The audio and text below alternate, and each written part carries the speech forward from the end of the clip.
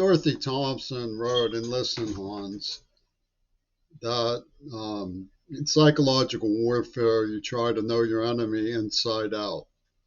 It says a lot about the city of Pittsburgh that they allowed a foreign Dracula like Yoko Ono to attack a child who was from the World War II Navy with psychological operations intended to introduce a prison of the mind.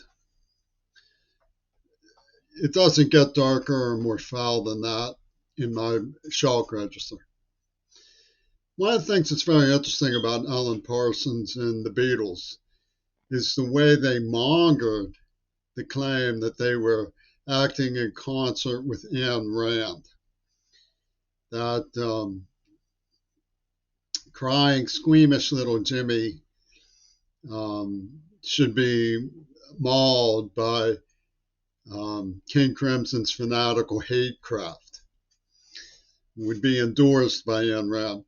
One of the things that's interesting about Ayn Rand, I don't actually know where she would stand on an issue like this. Her science fiction was about the disappearance of prime movers to a place called Galt's Gulch, and the mystery of their disappearance was kept from the masses. And this conspicuously resembles what John Lennon pulled in his fast one of a Houdini.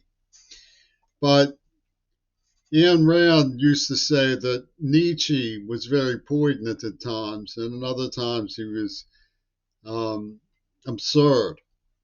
And she would have probably been disturbed by the idea of somebody knowing her so well they could use her as a form of Nietzsche for shock waves to promote her enemy. In other words, Ayn Rand versus Ayn Rand.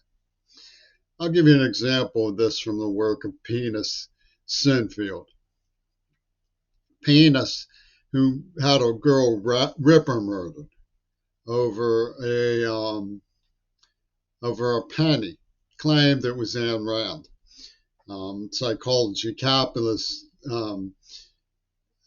beetle autocracy, drawing the line at the collection plate for the people who the Green Party horrendously backstabbed in the AIDS attack, using John Lennon as their filter, as was planned.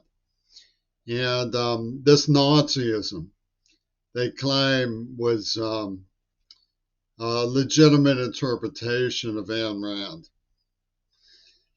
So they also said that Helter Skelter, aggravated by an implanted neuroplasm, when the woman was untouched, proves rape because of the way that they feminazi interpreted, those are their word, feminist Nazi interpreted therapy. You know, Michael Reagan has his favorite scene. He needs therapy for his fascist father being called a fascist. So he recalls the slumber party at breakfast where all of these Jewish kids ejaculated on a 9-year-old and Peace Porridge lucked it a photograph for Sotheby's Yoko Ono through the Shiono gang at Warhol and the Carnegie, you know, Shulman and that. And Michael Reagan and Al Gore has his favorite therapeutic scene. So Gore and Reagan have these frenetic fantasies about promoting the eternal Jew had a skeleton holding a candelabra at its crotch. It was a Goebbels art exhibit. The eternal Jew is fanatically pro-Goebbels, as Gore is fanatically pro-Goebbels. His man in Havana, Zell, was promoting Goebbels while claiming to represent the Jewish Defense League, which in turn Penis claims was Ayn Rand, despite the fact that she despised comprachos, child slavery, absolutely hated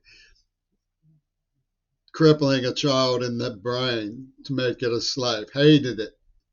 They claimed that she would have advocated for it as child slavery in the name of soldiers for Lenin, because they had NAMBLA soldiers for Lenin. They had truly hostile, ferocious, vicious, and armed to the teeth juveniles trafficking other victims, other children, trafficking other children as victims of their mob scene in Pittsburgh's Eastminster district. So this is what the British did with the Israelis. To me, that's what they did. So you remember that girl who was napalmed and coming down the road outside, Panam or something, naked from, and how years and years it was used as an anti-war image, quite rightly. And years later, they got her to turn so that they could make her an Oliver North poster girl for the great humanity of the United States, right? So Ayn Rand had this dispute going with people who said that the North Korean prisoners who denounced America should be hanged as traitors. She said nobody believed they were tortured. Are you an idiot? Just get them released and deprocess them. They were tortured.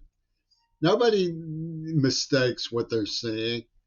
You don't have to be an evil idiot. And Ayn Rand had a knack for putting a break on fanatical, tyrannical minds misusing patriotism for inanities. She had a knack. So if you ever see me, you know what Israel has made, it's reported, this isn't confirmed. They're saying they'll arrest people for fact checking their laws. They'll arrest on terrorist crimes, people who fact check their laws.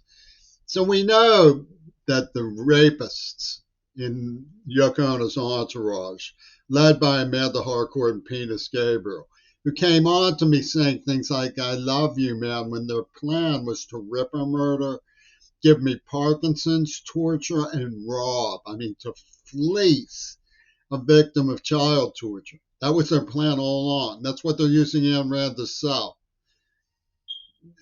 They think they're going to get away with saying, oh, they made that film Rape of that girl who cried and wept, and then afterwards Lennon said it was me, so and she said, oh, Mr. Wayne, oh, Mr. Lennon. These liars think that they can make anybody a sycophant. So if you ever hear me saying, oh, I have ameliorated with Paul McCartney's misconduct, I'm drinking tea with Penis Fripp now, you just say what Ayn Rand said when she saw the North Koreans. The poor man was tortured. Everybody can see how ludicrous and inane that is. These people are murderers who brutalized an innocent person from cradle to grave. And this is the last and sickest of their horrible humiliations.